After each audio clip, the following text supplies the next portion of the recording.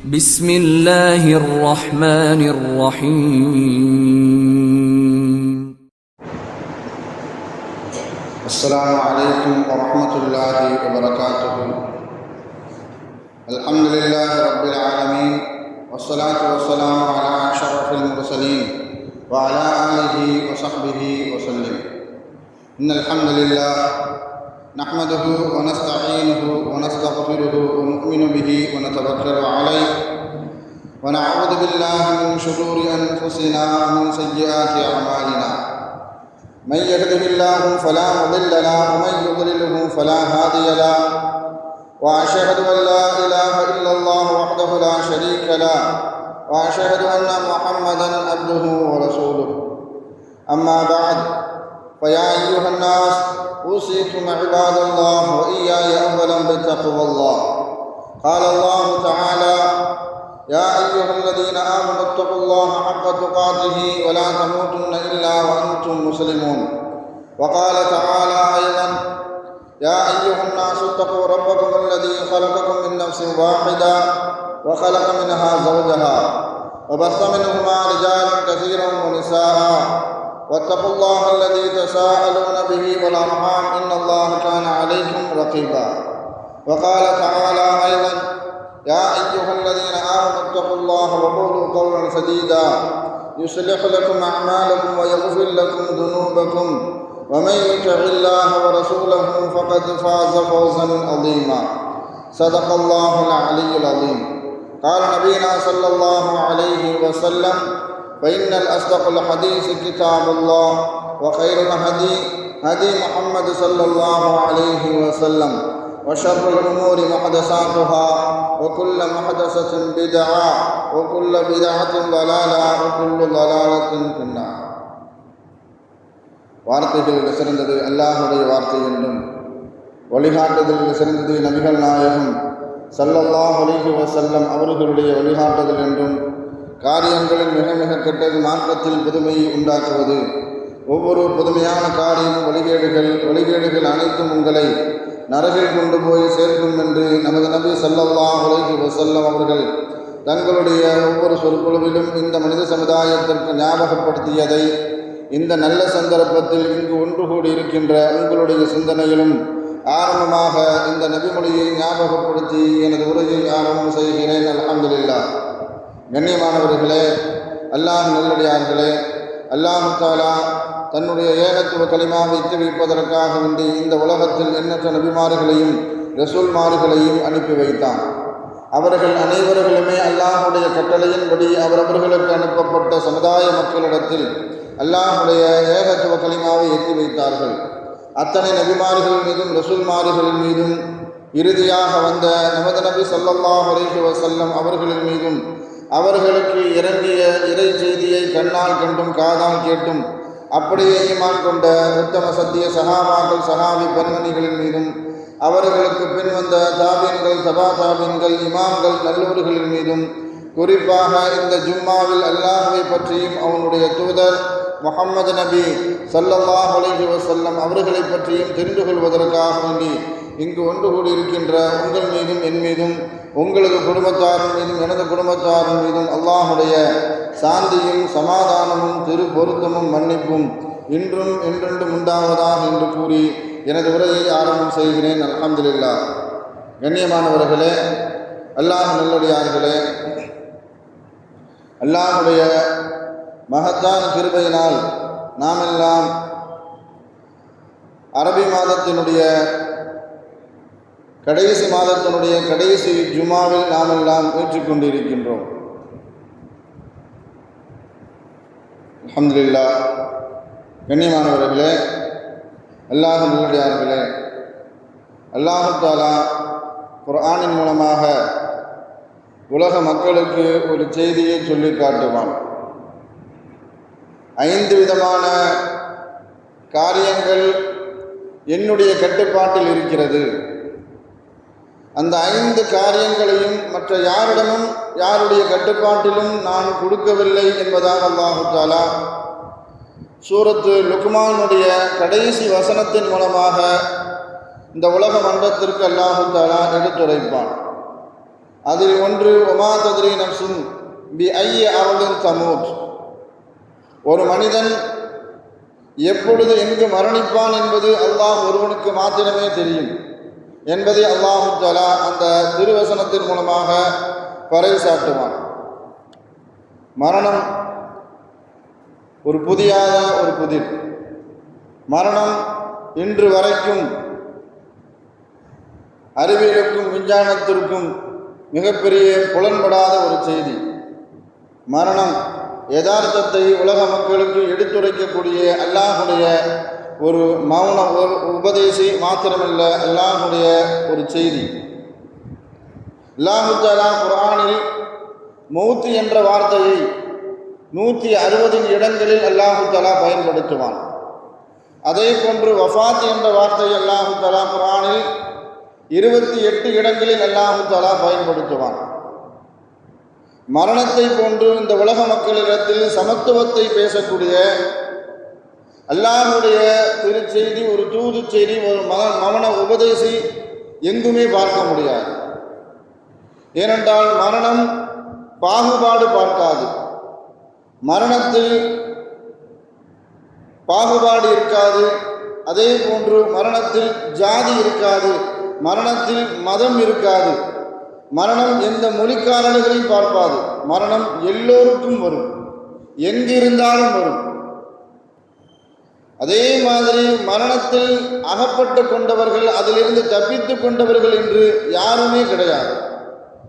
மரணத்தை பொறுத்த வரைக்கும் சமமாகத்தான் இருக்குமே தவிர மரணத்தில் எந்த காலகட்டத்திலும் எந்த பாகுபாடும் மாத்திரமல்ல, ஜாதி இல்லை, மதம் இல்லை, மொழி இல்லை, நிறம் இல்லை. எந்த நாட்டவராக இருந்தாலும் சரி, உள்நாட்டவராக இருந்தாலும் சரி, வெளிநாட்டவராக இருந்தாலும் சரி, அனைத்து கட்டங்களையும் தாண்டி வரக்கூடியது தான் மரணம். அந்த மரணம் உலக ஜீவராசிகளாக இருக்கக்கூடிய அனைவருக்கும் வரும். மாத்திரமல்ல, உலக ஜீவராசிகளின் உயிரை கைப்பற்றக்கூடிய மலக்குல் மௌத்துக்கும் மரணம் வரும். இமாம் இப்னு ஜௌசி ரஹ்மத்துல்லாஹி அலைஹி அவர்கள் குறிப்பிட்டு காட்டுவார்கள், அல்லாஹு தஆலா இந்த உலக மக்கள் அனைவரையும் மரணிக்க வைத்த பிறகு, இந்த உலகம் முழுவதும் அழிக்கப்பட்ட பிறகு மலக்குல் மௌத்திட அல்லாஹு தஆலா கேட்பானா, இன்னும் யாரெல்லாம் இருக்கிறாங்க அப்படின்னு.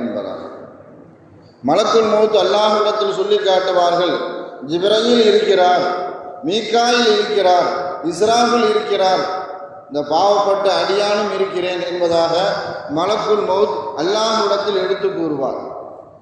எல்லாமே அல்லாஹ்வுக்கு தெரியும். இருந்தாலும் மலக்குல் மௌத்திடம் அல்லாஹு தஆலா கேட்டு பெற்றுக் கொள்வான்.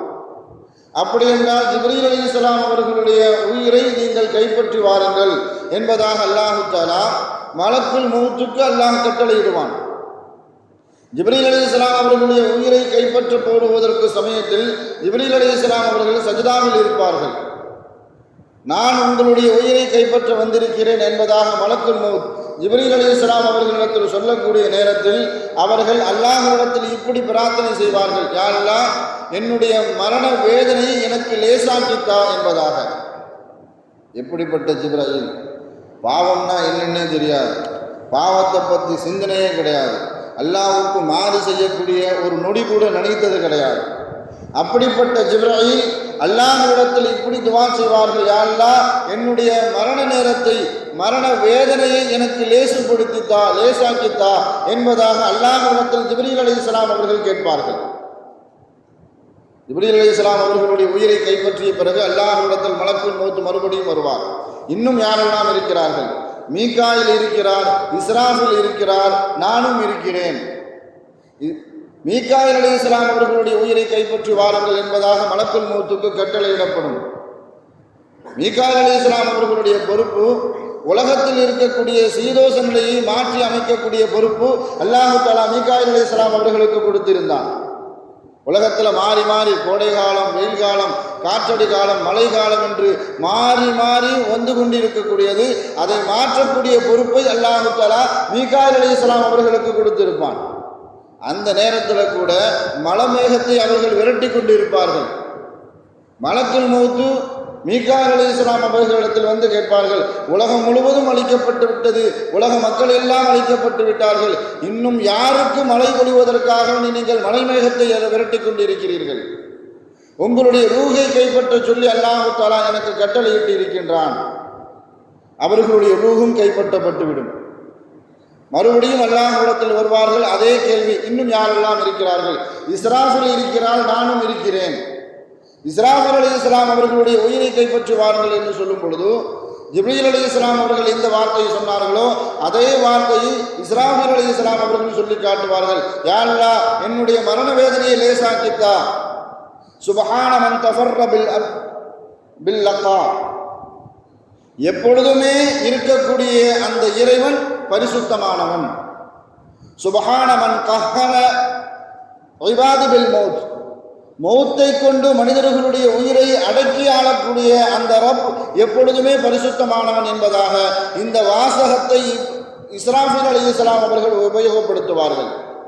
அவர்களுடைய ரூஹும் கைப்பற்றப்பட்ட பிறகு மலக்குல் மௌத் அல்லாஹ்விடத்தில் வருவார்கள். இப்பொழுது யார் இருக்கிறார்கள் என்பதாக அல்லாஹ்விடத்தில் சொல்லி காட்டுவார்கள், நான் மாத்திரம் இருக்கிறேன். நீங்கள் சொர்க்கத்திற்கும் நரகத்திற்கும் மத்தியில் இருக்கக்கூடிய ஒரு இடத்தில் நின்று கொண்டு நீங்கள் சத்தமிடுங்கள், உங்களுடைய ரூஹு பறிக்கப்படும். அதே மாதிரி மலக்குல் மௌத் அதே போன்று சொர்க்கத்திற்கும் நரகத்திற்கும் மத்தியில் இருக்கக்கூடிய ஒரு இடத்திற்கு மத்தியில் நின்று சத்தமிடுவார், அவரும் மௌத்தாக்கப்படுவார்.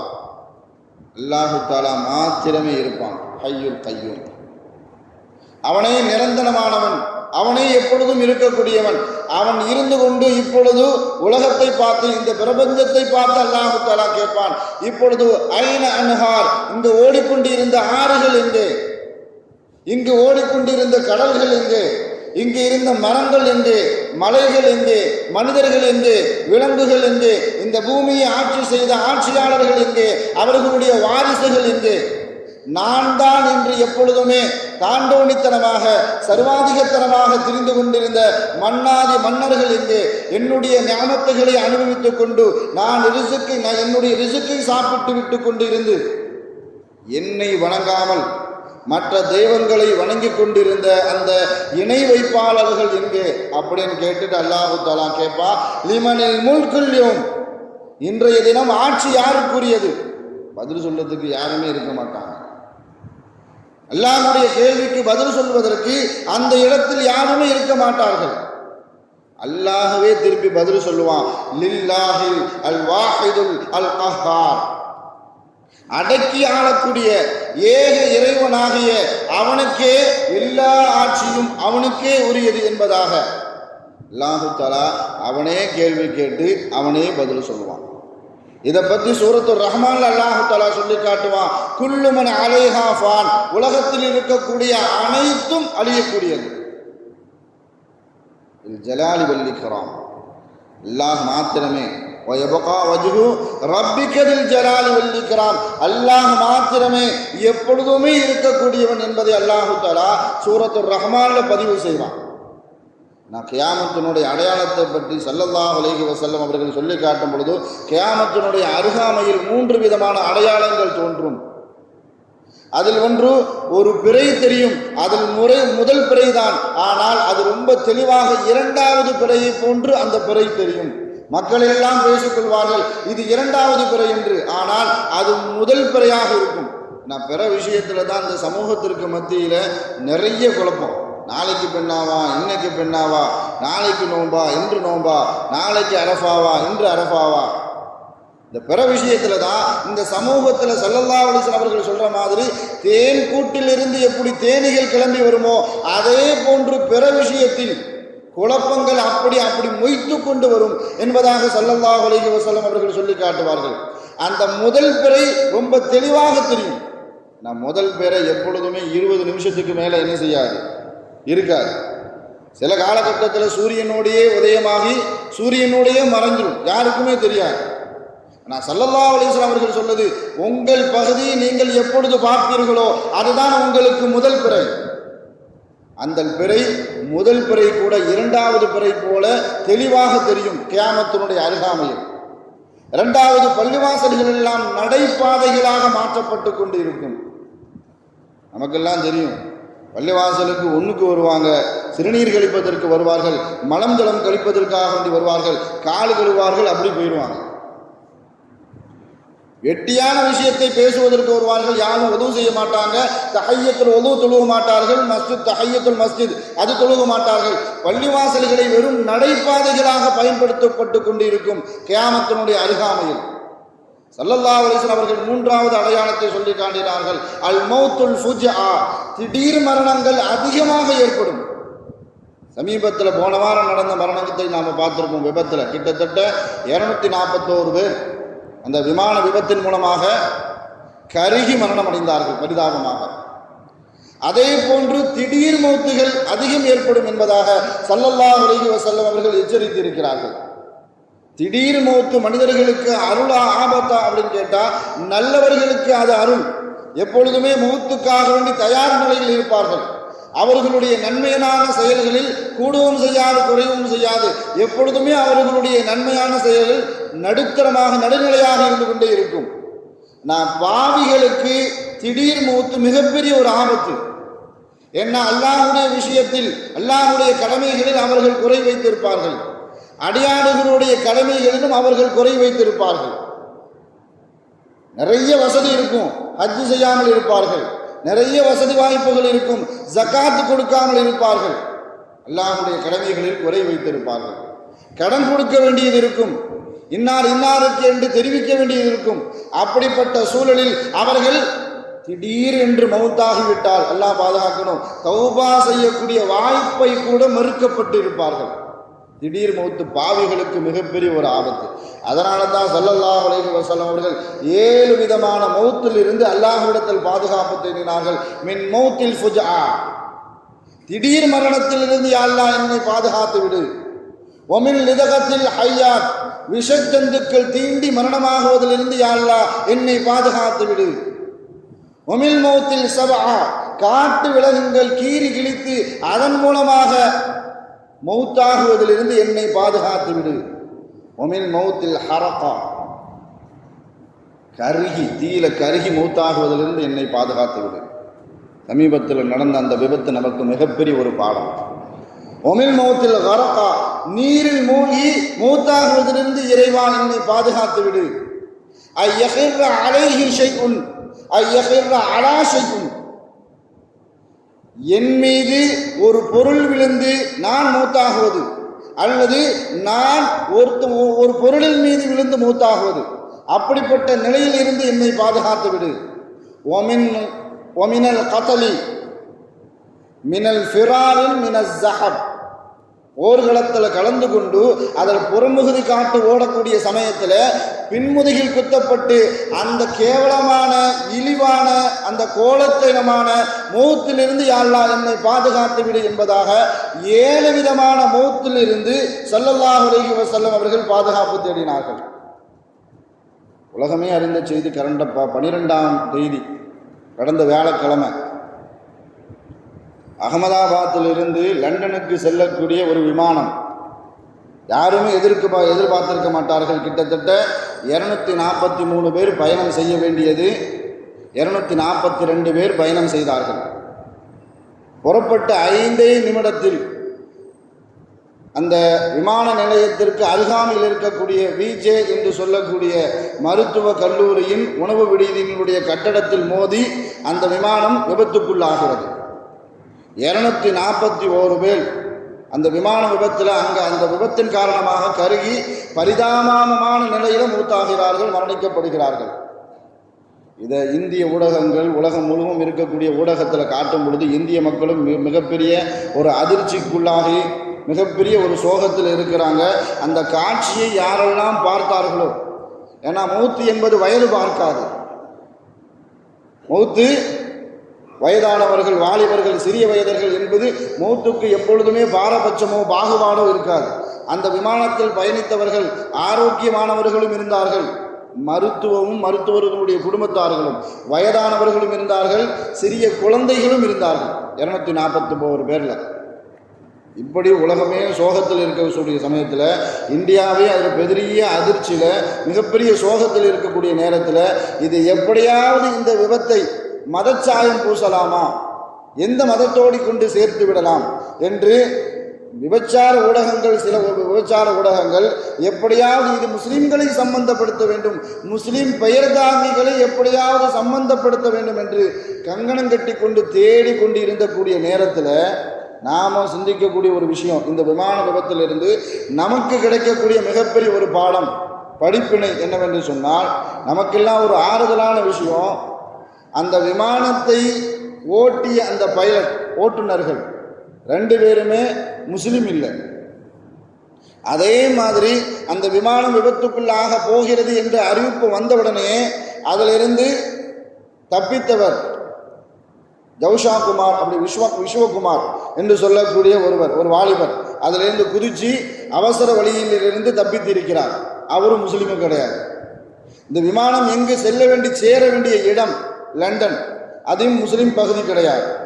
இந்த விமானம் எதில் மோதி விபத்துக்குள்ளாகியதோ அது மருத்துவக் கல்லூரியினுடைய உணவு விடுதியினுடைய ஒரு கட்டிடம், அதில் மோதி தான் என்ன செஞ்சிருக்கிறது, இந்த விமானம் விபத்துக்குள்ளாக இருக்கிறது.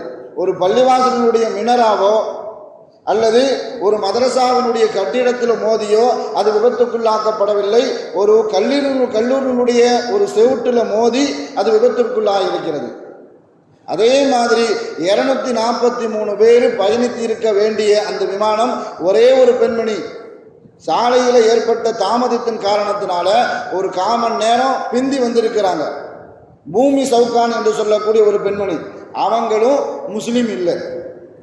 ஆனால் இதில் எதையாவது மேலே சொல்லப்பட்ட எதிலையாவது ஒரு முஸ்லீம்களுடைய பெயர் வந்திருந்தால், அது ஓட்டுநரோ முஸ்லீமாக இருந்தால், அதிலிருந்து தப்பித்த விஸ்வகுமார் அவர் முஸ்லீமாக இருந்தால், அல்லது மோதிய இடம் ஒரு பள்ளிவாசலோ அல்லது மதரசாவினுடைய கட்டடமாகவோ இருந்தால், அல்லது போய் சேரக்கூடிய இடம் அது முஸ்லீம் பகுதியாக இருந்தால், இந்த விபச்சார ஊடகங்கள் எப்படியெல்லாம் கதைகளை கட்டியிருப்பார்கள் என்பது கடந்த காலத்தினுடைய நிகழ்வு நமக்கு மிகப்பெரிய ஒரு பாடங்கள், படிப்பினைகள். நான் பெஹல்காம் அந்த தாக்குதலில் பத்திரிகைகள், ஊடகங்கள் எப்படியெல்லாம் பொய்க்கதைகளை கட்டிவிட்டார்கள் என்பது நாமெல்லாம் பார்த்தோம். பெயரை கேட்டு சுட்டு கொன்றார்கள். முஸ்லிமா என்று சுன்னத் அறுக்கப்பட்டு விட்டதா என்று பார்த்து காடைகளை அவிழ்த்து அதற்கப்புறம் சுட்டார்கள் என்பதையெல்லாம் பொய் செய்தியெல்லாம் என்ன செஞ்சாங்க, பரப்பினார்கள். அது அல்லாஹு தஆலா அந்த பரப்பப்பட்ட 1 மணி நேரத்திலேயே அங்கு யார் சுற்றுலா சென்றார்களோ அவர்களுடைய வாக்கு மூலத்தின் மூலமாக அல்லாஹு தஆலா இந்த உலகத்திற்கு வெளிச்சம் போட்டு காட்டினான். அது தொடர்பாக எப்படியாவது தமிழ்நாட்டில் ஒரு கலவரத்தை ஏற்படுத்த வேண்டும் என்பதற்காக வேண்டி மதுரை ஆதீனம் என்ற வந்து சங்கியை வைத்து பேட்டி கொடுக்க வச்சாங்க. என் காரின் மீது ஒரு கார் வந்து மோதியது, அதில் தொப்பி போட்டுக்கொண்டு தாடி போட்டுக்கொண்டு ஒருவர் ஓட்டுநராக இருந்தார், அதில் வந்தவர்கள் முஸ்லீம்கள் என்று ஒரு பொய் செய்தியை பரப்பினார். அதையும் அல்லாஹு தஆலா காணொளியின் காட்சியின் மூலமாக அல்லாஹு தஆலா வெளிச்சத்தை போட்டு காட்டினார். இதில் மேலே சொல்லப்பட்ட இந்த விமானம் வருத்தத்திற்குரிய ஒரு செய்தி, சோகமான ஒரு செய்தி. ஆனால் அப்படி இருந்தும் கூட எப்படியாவது அதில் ஒரு முஸ்லீம்களுடைய பெயரையோ ஒரு முஸ்லீமையோ எப்படியாவது சம்பந்தப்படுத்த விட வேண்டும் என்று எப்படியோ தெரிஞ்சு கடைசியில் சங்கிகள் ஒரு விஷயத்தை கண்டுபிடிச்சிட்டாங்க. அந்த ஏர் இந்தியா விமானம் உட்பட பல விமானங்களுக்கு துப்புரவு தொழிலாளியாக ஒப்பந்தம் செய்யப்பட்ட நாடு துருக்கி நாடு. இதை கண்டுபிடித்தவர் யாருன்னு சொன்னால், அந்த வடநாட்டு ஊடகங்கள் நீங்கள் பார்த்துருப்பீங்க, ரொம்ப ஆக்ரோஷமாக ஒரு நெறியாளர் பேசிக்கிட்டே இருப்பார். அர்னாப் கோசாமி என்று சொல்லக்கூடிய ஒரு சங்கி எப்பொழுது பார்த்தாலும் முஸ்லிம்களை சம்பந்தப்படுத்தி மதக்கலவரத்தை ஏற்படுத்தக்கூடிய கேள்விகள் எல்லாம் மோசமான கேள்விகளை, எதிரில் இருக்கக்கூடியவர்களுடைய கண்ணியத்தை கருதாமல் இடக்கு முடக்கான கேள்விகளை கொண்டு திக்குமுக்காட செய்கிறேன் என்ற பெயரில் எப்பொழுதுமே முஸ்லிம்களை தீவிரவாதிகளாக காட்டப்பட வேண்டும் என்ற ஒரு ரீதியிலேயே கேள்விகளை கேட்டுக்கொண்டே இருப்பார். கடைசியில் அந்த சங்கி கண்டுபிடிச்சது, ஏர் இந்தியா உட்பட எல்லா விமானங்களுக்கும் துப்புரவு தொழிலாளிகளை தேர்ந்தெடுக்கப்பட்ட ஒப்பந்தம் துருக்கியின் மூலமாக வந்திருக்கிறது. எனக்கு அதில் சந்தேகம் இருக்கிறது. ஏன்னா அது முஸ்லீம் நாடு. எப்படியோ கண்டுபிடிச்சு என்ன செஞ்சுட்டாங்க, முஸ்லீம்களை, முஸ்லீமுடைய பெயர் தாங்கிய எப்படியோ ஒன்று சேர்த்து விட்டார்கள். ஆனால் நமக்கு கிடைக்கக்கூடிய பாடம் என்னன்னு சொன்னால், ஒரு பிரயாணம் எப்படி இருக்க வேண்டும், பிரயாணத்தினுடைய நெறிமுறைகள், ஒழுக்கமுறைகள், நபி ஸல்லல்லாஹு அலைஹி வஸல்லம் அவர்கள் காட்டி தந்த வழிமுறைகள் என்ன என்பதை நாம் உணர்ந்து அதனுடைய வழியில் நம்மளுடைய பிரயாணத்தை அமைத்துக் கொள்ள வேண்டும். ஸல்லல்லாஹு அலைஹி வஸல்லம் அவர்கள் ஒரு பிரயாணத்தை செய்வதாக இருந்தால் பிரயாணத்தை, ஒரு பயணத்தை ஆரம்பிப்பதற்கு முன்பாக 2 ரக்காயத்துகள் தொழுவார்கள். 2 ரக்காயத்தை தொழுவது மாத்திரமல்ல, பிரயாணம் என்பது மிகச் சிரமமான ஒரு காரியம். அதில் மாத்திரமல்ல, அந்த சிரமமான காரியத்தில் அல்லாஹுடைய அருளும் அல்லாஹுடைய கருணையும் அந்த பயணத்தில் இருக்க வேண்டும் என்பதை உணர்த்துவதற்காக வேண்டிய ஸல்லல்லாஹு அலைஹி வஸல்லம் அவர்கள் தன்னுடைய பிரயாணத்தில் தன்னுடைய செயல்பாடுகளையும் தன்னுடைய வார்த்தைகளையும் வலியுறுத்தி கொண்டே இருப்பார்கள். உயரமான இடத்துல தன்னுடைய வாகனத்தை செலுத்தும் பொழுது ஸல்லல்லாஹு அலைஹி வஸல்லம் அவர்கள் அல்லாஹு அக்பர், அல்லாஹு அக்பர், அல்லாஹு அக்பர் என்று 3 முறை கூறுவார்கள். பள்ளமான இடத்துல இறங்குது, ஒரு வாகனம் இறங்குது அப்படின்னு சொன்னா சுப்ஹானல்லாஹ் என்ற வார்த்தையை 3 முறை கூறிக்கொண்டே இருப்பார்கள். என்ன, நான் திருப்புற இடத்துக்கெல்லாம் என்னுடைய வாகனம் திரும்புகிறது, நான் நினைத்த இடத்திற்கெல்லாம் என்னுடைய வாகனம் செல்கிறது, அதனால் இந்த வாகனத்தை நான் கட்டுப்படுத்தி விட்டேன், நான் தான் பெரிய ஆள் என்ற எண்ணம் உள்ளத்தில் வந்துவிடக்கூடாது என்பதை ஸல்லல்லாஹு அலைஹி வஸல்லம் அவர்கள் அந்த காலகட்டத்திலேயே இப்படி வலியுறுத்தி இருக்கிறார்கள். வாகனத்தின் மேலே ஏதிட்டியா, அல்லாஹ் அக்பர் சொல்லு, சுப்ஹானல்லதி சஹ்ஹர லனா, யா அல்லாஹ் இந்த வாகனத்தை எனக்கு வசப்படுத்தி கொடுத்த அந்த ரப்பு மிக தூய்மையானவன். வமா குன்னா லஹு முக்ரினீன், இந்த வாகனத்தை கட்டுப்படுத்தக்கூடிய ஆற்றல் எனக்கு இல்லை. ஒயின்னா இலா ரப்பினா லமுன்கலிபூன், நாங்கள் அனைவரும் அல்லாஹ்வின் பக்கமே சேரக்கூடியவர்களாக இருக்கிறோம் என்ற துஆவை ஓதிவிட்டு தான் ஸல்லல்லாஹு அலைஹி வஸல்லம் அவர்கள் இந்த வாகனத்திலேயே பயணிக்க ஆரம்பிப்பார்கள். அது மாத்திரமல்ல, தொடர்ச்சியாக ஸல்லல்லாஹு அலைஹி வஸல்லம் அவர்கள் பயண துஆவை கற்றுத்தரும் பொழுது அந்த வாசகத்தினுடைய அழகு, அதனுடைய அழகு பொருந்திய அர்த்தங்களை பார்க்கும் பொழுது இவ்வளவு வெளிச்சமான காலகட்டத்திலும் கூட இவ்வளவு அழகான அர்த்தங்களை கொண்ட துஆக்களை ஸல்லல்லாஹு அலைஹி வஸல்லம் அவர்கள் நமக்கு கற்றுத்தந்திருக்கிறார்கள். எந்த அளவுக்கு துஆக்களை ஓதி இருக்கிறார்கள் என்று பார்க்கும் பொழுது ஸல்லல்லாஹு அலைஹி வஸல்லம் அவர்கள் சொல்லி காட்டினார்கள், சில பேர்களுடைய துஆவுக்கும் அவருக்கும் அல்லாஹுக்கும் மத்தியில் எந்த விதமான திரையும் இருக்காது. அதில் ஒரு பிரயாணியுடைய துஆ, யார் பயணம் செய்வதற்காக நாடுகிறார்களோ அல்லாஹ்விடத்தில் பிரார்த்தனை செய்யும் பொழுது அந்த துஆவை அல்லாஹ் தஆலா ஏற்றுக்கொள்வதற்கு மறுக்க மாட்டான் என்பதாக ஸல்லல்லாஹு அலைஹி வஸல்லம் அவர்கள் வலியுறுத்தி இருக்கிறார்கள். அதனாலேயே பிரயாணம் செய்யும் பொழுது ஸல்லல்லாஹு அலைஹி வஸல்லம் அவர்கள் ஓதி காட்டுவார்கள், அல்லாஹும்ம இன்னி அஸ்அலுக ஹாதல் பிர்ர வத்தக்வா வ மினல் அமலி மா தரல்லாஹ், யா அல்லாஹ் நான் உன்னிடத்தில் இந்த பிரயாணத்தில் நன்மையை கேட்கின்றேன், இறையச்சத்தை கேட்கின்றேன். இந்த பிரயாணத்தில் எந்த செயல் செய்தால் உனக்கு பிடித்தமானதாக இருக்குமோ, பொருத்தமானதாக இருக்குமோ அந்த செயலை இந்த பிரயாணத்தில் நான் உன்னிடத்தில் கேட்கின்றேன். ஆமாம், நம்மளுடைய பிரயாணத்தை பற்றி சிந்திச்சு பார்க்கணும். நல்ல விஷயங்கள் பிரயாணத்தில் இருக்கிறதா? இறையச்சத்தை பிரயாணத்தில் நாம் கொண்டு போகிறோமா? அல்லாஹ்வுக்கு பிடித்தமான செயல்களை இந்த பிரயாணத்தில் நாம் செய்கின்றோமா என்பதை நம்மளுடைய பயணத்தை எல்லாம் நாம் நம் கண்முள்ளே கொண்டு வந்து பார்க்க கடமைப்பட்டு இருக்கிறோம்.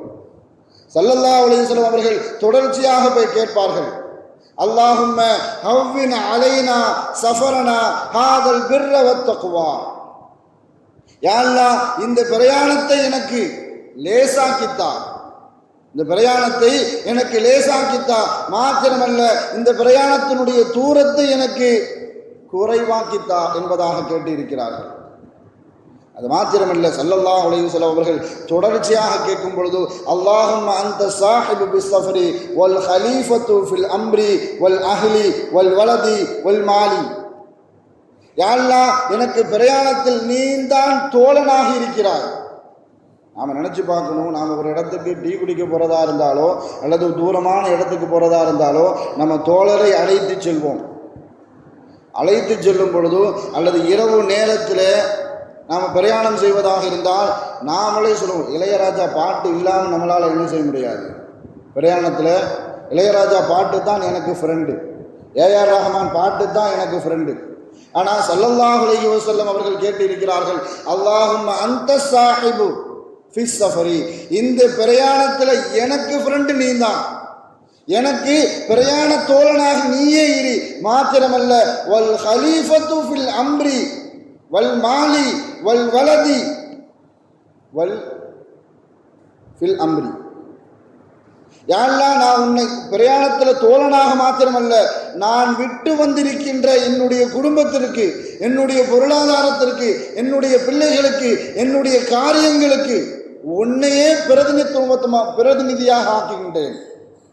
நான் என்னுடைய குடும்பத்தை விட்டுட்டு வந்துட்டேன், என்னுடைய பொருளாதாரத்தை விட்டுட்டு வந்துட்டேன், என்னுடைய பிள்ளைகளை விட்டுட்டு வந்துட்டேன், என்னுடைய காரியங்கள் அனைத்தையும் நான் விட்டு வந்திருக்கிறேன்.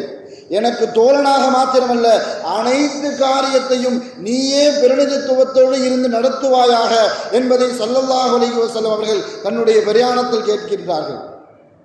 இது எல்லாமே ஸல்லல்லாஹு அலைஹி வஸல்லம் அவர்கள் கேட்டது. சில விஷயங்கள் இருந்து ஸல்லல்லாஹு அலைஹி வஸல்லம் அவர்கள் பாதுகாப்பு தேடி இருக்கிறாங்க. அல்லாஹும்ம இன்னி அஊது பிக்க மின் வஸாஇ ஸஃபர். யா அல்லாஹ், பிரயாணத்தினுடைய தீங்குகளிலிருந்து எனக்கு பாதுகாப்பு தா. இந்த வார்த்தைக்கு இமாம்கள் எப்படியெல்லாம் விளக்க எழுதுறாங்கன்னு சொன்னால், பிரயாணத்தில் நாம் தனியாக போகும் பொழுதும் நாம் போகக்கூடிய வாகனம் ஏதாவது ஒரு குறைபட்டு விட்டால், ஏதோ பஞ்சர் ஆயிடுச்சு அல்லது பெட்ரோல் இல்லாமல் ஆயிடுச்சு, நாம் போகக்கூடிய இடம் ரொம்ப சிரமமாயிடும். அல்லது நாம் என்ன செய்கிறோம், எல்லாரும் பயணிக்கக்கூடிய பொது பேருந்துலையோ அல்லது ரயில்லையோ விமானத்திலேயோ பயணிக்கிறோம். பக்கத்தில் வந்து உட்கார்றவர் நம்ம கொள்கை உடையவரா, நம்ம சிந்தனை உடையவரா இருந்தால் பிரச்சனை கிடையாது. அவர் வேற கட்சி, அவர் வேற கொள்கை அப்படின்னு சொன்னால், அவர் பேச்சு கொடுக்க சொல்ல நமக்கே என்ன செய்யும், எரிச்சல் ஊட்டதாக இருக்கும். அல்லது ஏதாவது ஒரு குடிகாரர் வந்து நம்ம பக்கத்தில் வந்து உட்கார்ந்துட்டான்னு சொன்னால், அந்த பிரயாணமே நமக்கு மிகப்பெரிய ஒரு அதாபா மாறிடும்.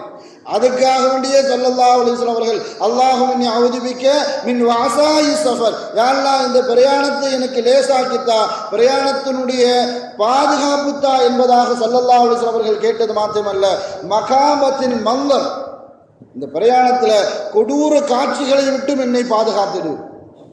இந்த பிரயாணத்தினுடைய காட்சிகள் மாறுவதை விட்டும் நான் உன்னிடத்தில் பாதுகாப்பு தேடுகிறேன்னு சொன்னாங்க. ஒன்றும் அல்லாஹ் பாதுகாக்கணும், நாம் பயணம் செய்யக்கூடிய அந்த வாகனமோ அல்லது நாம் பயணித்து கொண்டு இருக்கும் போது எதிர் திசையில் இருக்கக்கூடிய வாகனமோ எப்படியோ ஒரு விபத்து நடந்துருச்சு, அதை பார்க்கக்கூடிய வாய்ப்பை கூட எனக்கு தராத அப்படிப்பட்ட காட்சிகள் மாறுவதை விட்டும் நான் உன்னிடத்தில் பாதுகாப்பு தருகிறேன். மாத்திரமல்ல, மகாமத்தன் மங்கரி உசூஇல் முன்கலபி ஃபில் மாலி வல் அஹ்லி வல் வலதி வல் அம்ரி. ஸல்லல்லாஹு அலைஹி வஸல்லம் அவர்கள் திரும்பவும் இதை கேட்குறாங்க.